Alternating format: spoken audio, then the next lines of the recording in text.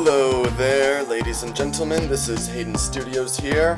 For those of you who did not watch part 1 and don't understand what's going on, I'm basically doing a Let's Play of Cave Story Plus with a 4th ending to celebrate the fact that I have pretty much finished making an application that helps port mods to Cave Story Plus, and I'm celebrating by doing showing you guys the port of my 4th ending mod, in the hopes of attracting more attention to this application and getting more people interested in this mod who were wanting to play it in Cave Story Plus a while back.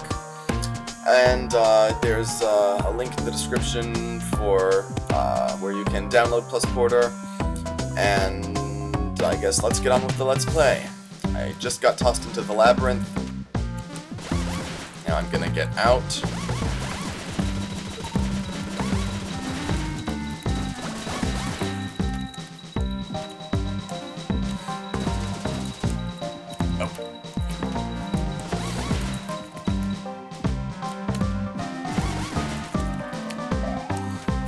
And also, for those of you who don't already know, I'm providing some author's commentary on this mod, just to help make things interesting, fresh.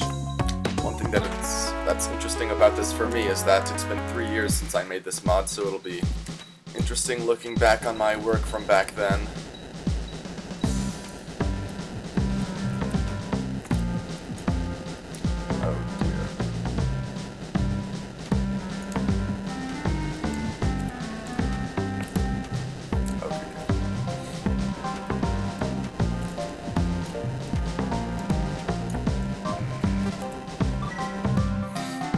Open the door. The farther along we get, the more 4th ending exclusive content we'll see, and the more commentary I'll be able to give.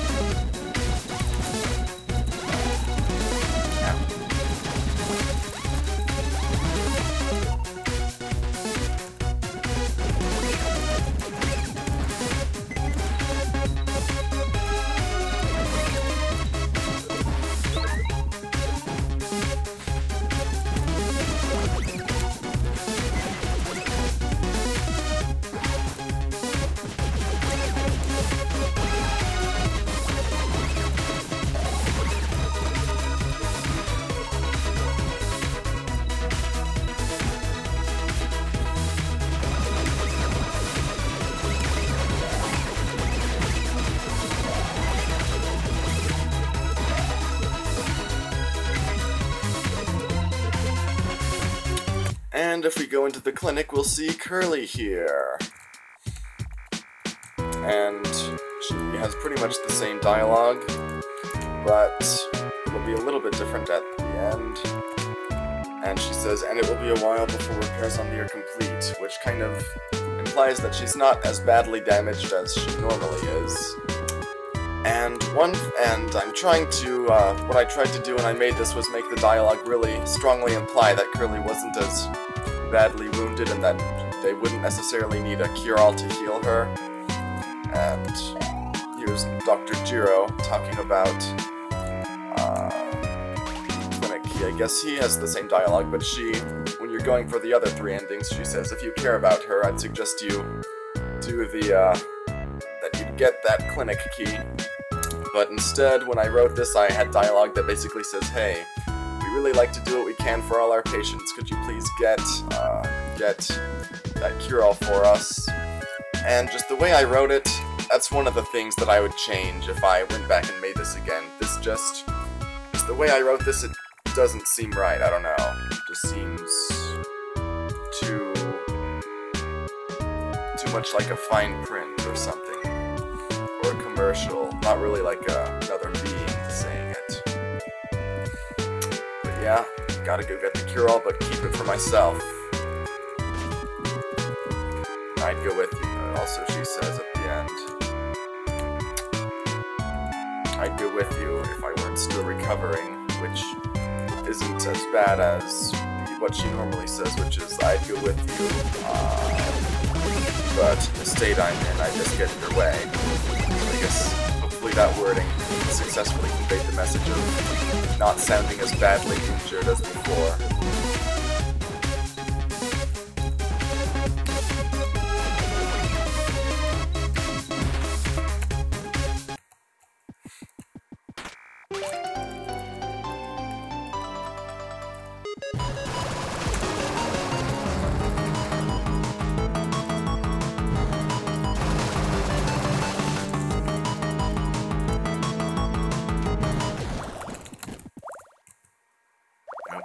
Side of it. Can't get through until it finishes.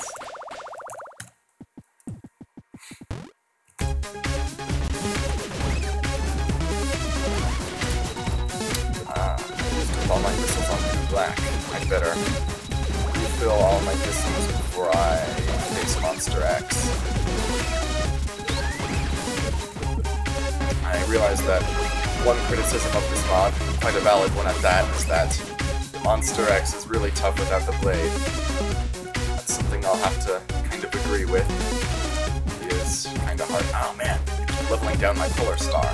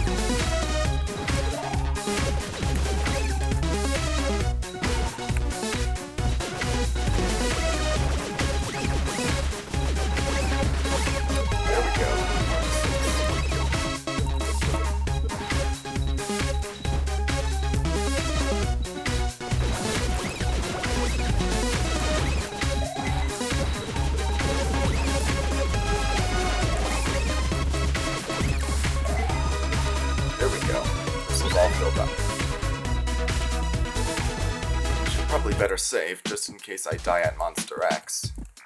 Even though I'd probably edit that out if I made that mistake. Ow. Oh, and also I don't have a life pot from Jenga to use. That's another disadvantage that I have here.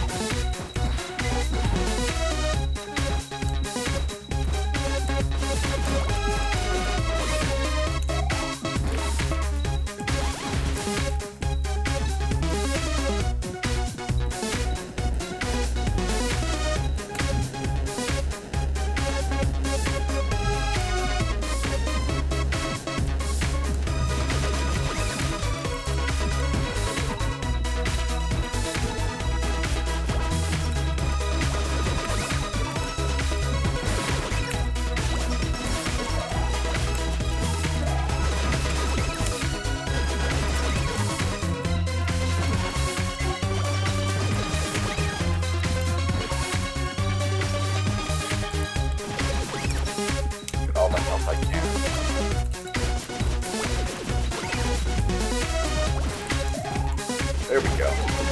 Ah. There we go. Well, pretty much. One short, but whatever.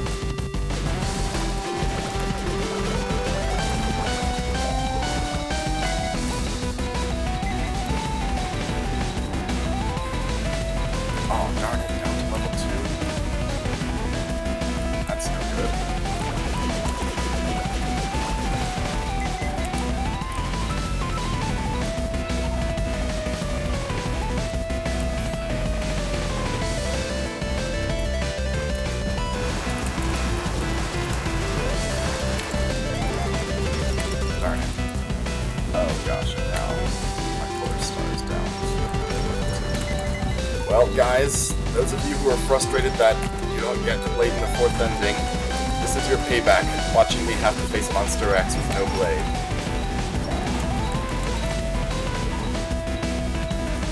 Or maybe some of you will find this informative because you can watch me beat it without too much difficulty, but still some difficulty.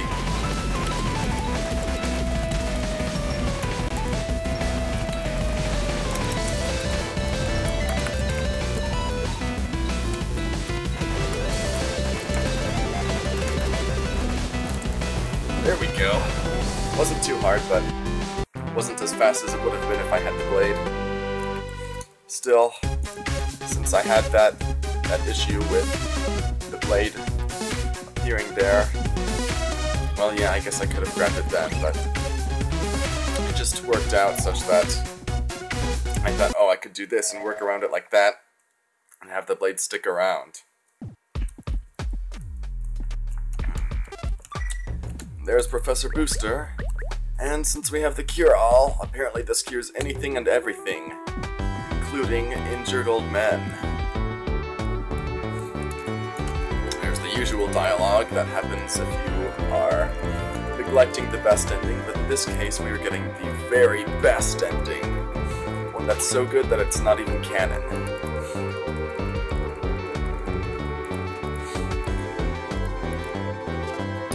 To offer him the cure-all? Yes. I appreciate your care, but now I have no chance of survival. Why, do my eyes deceive me, or is that a cure-all? How in the world did you come by one of those? Perhaps I may yet live. Pulls out a new pair of glasses. Great heavens, I feel so much better. A most sincere thank you. I am ever in your debt. If you don't mind, however, I would like to have that booster back. Back. Now then, let us find a way out of this maze. And you couldn't get back up out of there if you tried without talking more to Professor Booster. I once had a guy who said, hey, I'm down here, what do I do? And he couldn't seem to figure out that he needed to keep talking to Professor Booster, but to most people it was pretty obvious, so I don't think it's a huge issue. I believe I may be able to repair this teleporter. However, doing so will take some time, so please be patient. I am sorry that I am not done yet, but you'll need to be patient. A friend of yours was tossed down here too? Very well, you may borrow my booster to get up there, but please return it. You've got your friend. Got the booster back. And I realized that one kind of flaw in the writing here was that he says he needs the booster back before he can repair it, but then you come back down here and still have the booster and he repairs it, so that's one inconsistency. Writing here. I believe one person pointed that out at one point. Oh well, nothing's perfect. And just so that we are safe, let's get our health and business refilled, even though I won't be doing any battles super soon. Talk to Curly. And you want to know something really funny? When Curly goes up there, over there, and she pauses, I originally didn't want to have to do that, but when I had her NPC still walking up there like that, at the top of that slope, she just, when walking, would not. She couldn't get past that slope, she'd just be walking in place at the top of there. So I thought, oh man, how am I gonna make this work? So I thought, what if I have her pause, turn around, and then turn around real quickly and start walking there and just have me jump her NPC to that next tile there. And will anybody notice? And when I had her NPC positioned like that, I thought, it's not very noticeable that I'm having her NPC jump to a different position. So I thought, okay, I guess it's fairly convincing. It's kind of weird that she stops and turns around and says, come on! But I guess nobody's really criticized that. When I first showed this to my brother, he thought that Balrog was gonna come out and get on top of her, but that didn't happen. But yeah, I guess that's a successful part about this. I'm glad nobody ever saw a problem with that. She just goes up there. Not real obvious that her NPC jolted.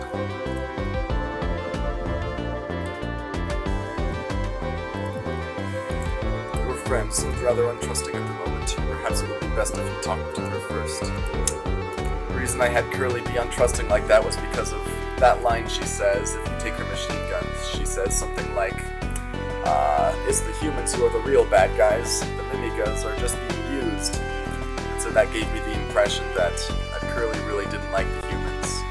So that's why I had her be untrusting and have to kind of make amends with Booster.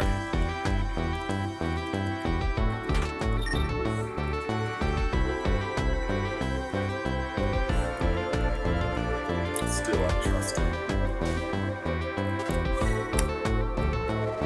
And I'm glad nobody really criticized the way I did this. I didn't have an animation for Curly coming in through the teleporter. There just wasn't one built into the game. And I was trying to figure out a way to get Curly here without having to show her coming in through the teleporter. I guess nobody seems to really criticize how I did it, so I'm glad that that was a success. You probably shouldn't intercept Booster or Curly when they come. Here's the message by Kazuma, head for the egg corridor. And Booster comes. Still sees some mistrust in Curly.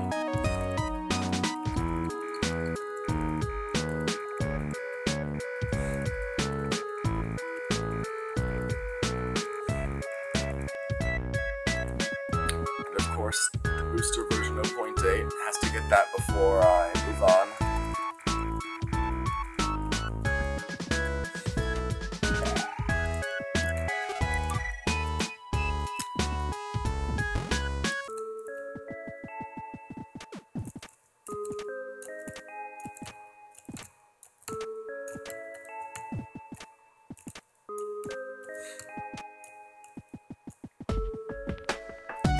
And last Mimiga remaining here.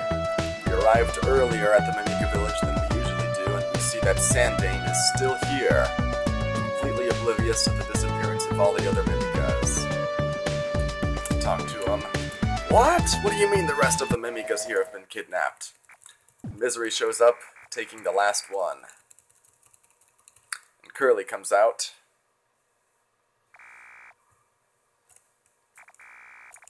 And this is kind of the dialogue that takes place if you fight the core, with Curly saying, "Those children had better be safe." Kind of used that dialogue that usually takes place, but it doesn't in the fourth ending, so I used it here. Zap Sanding out. And there's the brief confrontation. Then reporting back to Professor Booster. And then him describing when stuff happens.